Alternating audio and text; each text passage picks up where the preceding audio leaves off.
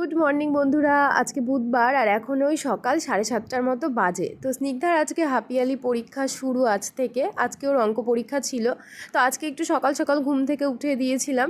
আর কালকে রাত্রেবেলা ওকে বলে রেখেছিলাম তোমার কিন্তু সকাল সকাল এক্সাম আছে, তুমি তাড়াতাড়ি উঠে যাবে, আমি তোমাকে একটু রিভিশন দেওয়াবো।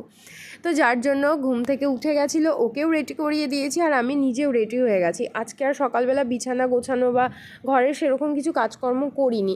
তো যতটুকু সময় ছিল ওকে খাইয়ে আগে একটুখানি রিভাইজ দেওয়াচ্ছিলাম। আসলে বাচ্চা মানুষকে তুমি যতই পড়িয়ে যাও আর যাই করো, ওদের মন কখন কি চায়, তো সব কিছুই আমি ওকে করিয়ে দিয়েছিলাম। এবার বাদবাকি তো যখন রেজাল্ট দেবে তখনই দেখা যাবে। তারপরে ওকে রেখে চলে এসেছি। আর এতদিন কেন ভিডিও দিইনি তার কারণটা তোমাদের আজকে আমি বলবো। তো মানে প্রবলেম বলতে খুব প্রবলেমের মধ্যেই ছিলাম। এখনও যে আহামরি খুব একটা ভালো আছি সেরকম না, হাতের ব্যথা পায়ের ব্যথা সব ব্যথা নিয়ে ভিডিও করছি। কারণ সব কিছুই যখন চলছে তখন ভিডিওটাই চলুক, সেটাই বা কেন বাদ যাবে। কিন্তু এই যে কাজকর্মগুলো করছি, কত যে প্রবলেম আর কত যে কষ্ট হচ্ছে সেটা একমাত্র আমিই জানি, কিন্তু ওই যে কাজ তো করতেই হবে। আর হ্যাঁ, এই যে পাটা দেখতে পাচ্ছ আমার, বা পাটা, যেটা পা সবসময় লম্বা করে দিয়ে কাজ করছি, এই পায়েই হয়েছে আমার প্রবলেম বলতে বড়সড় প্রবলেম, যেটা তোমাদের বলবো আমি পরে। তো আপাতত ভিডিওটা দেখতে থাকো। আর এখন স্নিগ্ধাকে স্কুলে রেখে এসেছি, স্কুটি নিয়ে গেছিলাম আজকে। মানে আমাকে যে শুনছে স্কুটি নিয়ে গেছি সে বলছে যে সাহস আছে তোমার, বলতে পারো, মানে বলতে হবে। এই অবস্থায় স্কুটি বের করার সাহস কি করে হলো? তো যাই হোক, সাহস হয়নি, ইচ্ছেও হচ্ছিল না, কিন্তু উপায় ছিল না। কারণ আমাদের এখানে টোটোর ব্যবস্থা আছে, বেশ ভালো ভালো আছে, কিন্তু স্নিগ্ধার স্কুল যেখানে, সেখানে যেতে গেলে অনেক ঝামেলা করতে হয়। আর এই মুহূর্তে হেঁটে হেঁটে আমার এখানে সেখানে যাওয়া খুব প্রবলেম, যার জন্য প্রবলেম হলেও স্কুটি নিয়ে যেতে বাধ্য হলাম, কিচ্ছু করার নেই।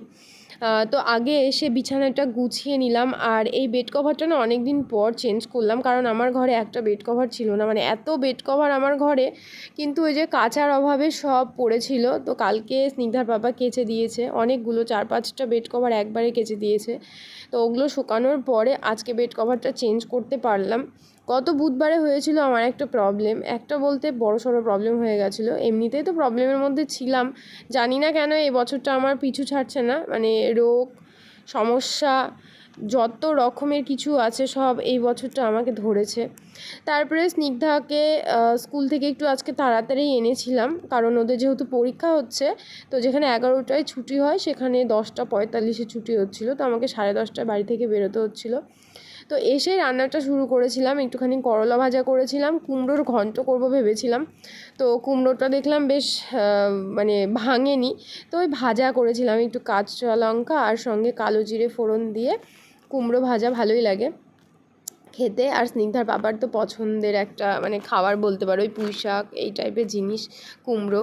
তো তারপরে এখানে একটু সোয়াবিনের ঝোলই বলতে পারো, রসা রসা বানাচ্ছিলাম। এই সোয়াবিনটা না অনেক দিন আগের, আর এটা হচ্ছে ওই আশীর্বাদের সোয়াবিনটা, এত ভালো খেতে। আমার নিউট্রেলার থেকেও আশীর্বাদের এই সোয়াবিনটা ভালো লেগেছে। তোমাদের ওখানে যদি আশীর্বাদের লাল কালার প্যাকেট হয়, যদি পাও নিতে পারো, খুব সুন্দর সোয়াবিনটা।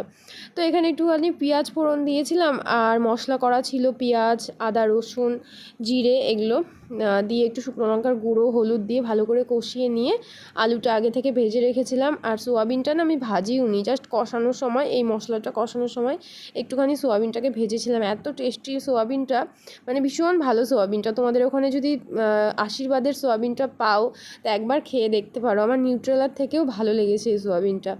তো এখানে এই যে কুমড়ো ভাজা হয়ে গেছে, যেটা কুমড়োর ঘন্ট করতে চেয়েছিলাম, করলা ভাজা, আর এখানে ছিল একটুখানি সোয়াবিন, একদম তেল কম মশলা কম দিয়ে করেছিলাম। তো তারপরে এখানে বানাচ্ছিলাম একটুখানি শর্ট ছিল, একটুখানি না অনেকটা পরিমাণে শর্ট ছিল, তো সেই শর্ট দিয়ে একটুখানি ঘি বানাচ্ছিলাম। ঘিটাও ভালো হয়নি এবারের, কারণ কেমনই জানি একটা পোড়া পোড়া হয়ে গেছিলো, মানে ঘিটা একটু বেশি কি বলবো জাল দেওয়া হয়ে গেছিলো। যাই হোক, অনেকগুলো ছিল, ঘি বানাচ্ছিলাম, রান্নাবান্না কমপ্লিট হয়ে গেছিলো। আর এখন ওই কয়টা বাজে, 11টা 11:30 বাজবে, এর বেশি না। রান্নাবান্নাও কমপ্লিট করে ফেলেছি, আর এইদিকে ঘিও আমার হয়ে গেছে, তো 1 কাপ চা নিয়ে বসেছি। আর এই দেখো পাটা, মানে কি কষ্ট করে যে আমি ঘরের কাজকর্ম করছি, আর আমার এমনই একটা অবস্থা হয়ে গেছে যে তাও আমাকে ঘর পরিষ্কার সব কিছু জায়গা মতো রাখতেই হবে। এটা খুব বাজে একটা ব্যাপার। পাটাকে যেখানে সেখানে তুলে রাখছি, না হলে মনে হচ্ছে পায়ের যে রগগুলো সেটা ব্যথা করছে, মানে অনেক সমস্যা হচ্ছে, অনেক সমস্যা হচ্ছে। যাই হোক, চা খেয়ে আগে একটুখানি স্নান করলাম। আজকে একটু শ্যাম্পু দিয়ে স্নান করেছি, অনেক দিন মাথায় শ্যাম্পু পর্যন্ত করতে পারছিলাম না এই পায়ের জন্য। পায়ে ক্যারি ব্যাগ লাগিয়ে স্নান করছিলাম, তো তো সেখানে তো শ্যাম্পু করা অসম্ভব ব্যাপার। আর এর মধ্যে আমি কাপড়ও কেচে নিয়েছি, একটা পাকে উঁচুতে তুলে, মানে ওই টুল যেগুলো হয় টুলের মধ্যে পা রেখে আমি কাপড় কেচেছি, মানে জাস্ট ভাবো কি অবস্থা আমার। কিন্তু কিছু করার নেই, বাচ্চার পরীক্ষা ছিল, আবার পরীক্ষা আছে, স্কুলের ইউনিফর্ম, বাচ্চার কত জামা কাপড় থাকে, নিজেদের জামা কাপড় থাকে, কত আর স্নিগ্ধার বাবাকে বলবো যে তুমি এটা করে দাও ওটা করে দাও, যার জন্য আর ওকে বলিনি, নিজে নিজেই কাজ করতে শুরু করে দিয়েছি। আর এই নিজে কাজ করার পরে যে কী পরিমাণে ব্যথা হয় সেটা একমাত্র আমিই জানি। তো ব্যথাটা কোথা থেকে হয়েছে, কি হয়েছে সেটা আমি সামনাসামনি তোমাদের বলবো। তারপরে পুজো করছি, আজকে 1 সপ্তাহ পর পুজো করছি। গত বুধবারে পুজো করেছিলাম, আর এই যে আজকে পুজো করছি। কারণ পা ধুতে পারছিলাম না, যেহেতু পা ধুতে পারছিলাম না আমি, না আর পুজো করতে পারছিলাম না। মানে একটা পা ধুচ্ছিলাম, একটা পা ধুইনি, বা স্নান করার সময়ও ভেজাতাম না পাটাকে, যার জন্য আমি পুজো করতাম না। আমার নিজেরই কেমন লাগতো পা না ধুয়ে, পায়ে জল না দিয়ে কি করে পুজো করি। আর এই যে গোপালের এই কী বলে এটাকে, মুকুট, আর সঙ্গে যে বাঁশিটা, সেটা রূপোর কিনেছি। এবার রাধা অষ্টমীতে একটা দিয়েছি গোপালকে, আর জন্মাষ্টমীতে একটা দিয়েছি। অনেক দিন পর পুজো করছি, আর দেখবে যেই দিকটা আমরা দেখবো না সেই দিকে কিছু না কিছু একটু প্রবলেম হবে। সকালবেলা পুজো করতে নিয়ে দেখছিলাম যে তেল ছিল না, তারপরে হচ্ছে এই সলতে ছিল না, তারপরে ধূপকাঠি ছিল না, সেগুলো আবার স্নিগ্ধাকে যখন স্কুল থেকে নিয়ে আসি সব বাজার করে নিয়ে এসেছি।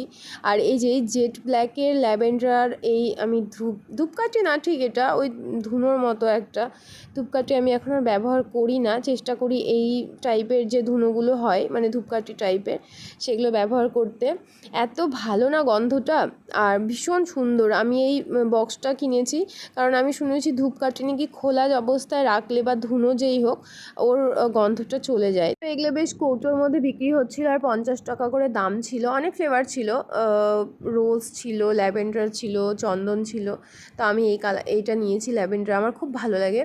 তো এটা তোমরা নিতে পারো, বেশ ভালো আর সুন্দর, একটু ধোঁয়া ধোঁয়া হয়, আর গন্ধটা বেশ ভালো লাগে।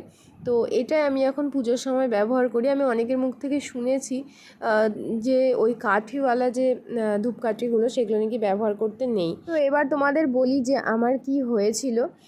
গত বুধবারের কথা বলছি, গত বুধবারে আমার ছিল বার্থডে, আর স্নিগ্ধার ছিল নাচের ক্লাস। তো ওকে নিয়ে আমি স্কুটিতে করে যাবো জন্য বেরিয়েছিলাম, স্নিগ্ধার বাবা ঘরেই ছিল, তো আমি বলেছিলাম দরকার নেই, তুমি থেকে যাও, আমি গিয়ে স্নিগ্ধাকে নাচের ক্লাসটা করিয়ে আনছি। তো জাস্ট নিচে নেমেছি, স্কুটি চালাইনি পর্যন্ত, মানে স্কুটিটা চাবিটা লাগিয়েছি স্কুটিতে, আর মানে বসিনি পর্যন্ত স্কুটিতে, দাঁড়িয়েছিলাম, দাঁড়িয়ে ঘোরাতে গিয়েছি, আর স্ট্যান্ডটা তোলা হয়নি। এবার স্ট্যান্ডটা আমার পায়ে নখের মধ্যে লেগে নখটা উঠে গেছে, মানে পুরো নখটা উঠে গেছিলো, শুধু একটুখানি লেগেছিলো, যেটা হসপিটালে গিয়ে ডাক্তারের যে সাঁড়াশি হয় সেই সাঁড়াশি দিয়ে পেঁচিয়ে পেঁচিয়ে আমার নখটাকে তুলেছে। এবার তারপরে বুঝতে পারছো, একটা নখ, মানে বড় যে নখটা, মানে কি বলবো, লম্বা ছিল নখটা অনেকটা, মানে একটু নখটা বড় হয়েছিল, তো যার জন্য হয়তো আরও লেগে এই অবস্থা হয়েছিল। মানে নখটা তোমাদেরকে দেখাতে পারবো না, নখটা তো নেই, আর পুরো উঠে গেছিলো। এবার যতটুকু লেগেছিল সেটা ওঠানোর সময় কী যে কষ্ট পেয়েছি, প্লাস তারপরেও 1 সপ্তাহ ধরে কি করে যে আমি দিন পার করেছি আমি একমাত্র জানি। একে তো ব্যথা, তারপরে তো মানে যাই হোক, যেটা হয়ে গেছে হয়ে গেছে। নখটা এখনও আমার ভালো হয়নি, মানে এখনও তো নখ ওঠেইনি, ওঠা তো দূরের কথা, শুধু একটুখানি শুকিয়েছে, যে কষ্টটা পাচ্ছিলাম সেটা আস্তে আস্তে কমছে। তো নখটা পুরো উঠে গেছে, মানে নখটা নেই আমার আর, এরকম একটা ব্যাপার হয়েছিল বার্থডের দিন। তো কী আর বলবো, বার্থডের জন্য অনেক কিছু ইচ্ছে ছিল, মানে আমার বার্থডেতে আমি 2-1টা গিফট কিনবো এরকম একটা ইচ্ছে ছিল, জামা কাপড় কিনবো এটা ইচ্ছে ছিল। তো সেটা হসপিটালে পার হয়েছে সন্ধেবেলার দিকটাতে। এই হচ্ছে ব্যাপার, যার জন্য ভিডিও তো দূরের কথা, কোনো রকমভাবে মানে কান্নাকাটি করে বেঁচেছিলাম। ভাইকে ফোন করে কাঁদছি, তারপরে বাবাকে ফোন করে কান্নাকাটি করছি, স্নিগ্ধার পাপাকে ফোন করে কান্নাকাটি করছি, মানে এত পরিমাণে ব্যথা হচ্ছিল, ব্যথার ওষুধ খেয়ে যেটা আর পাত্তা পাচ্ছিল না।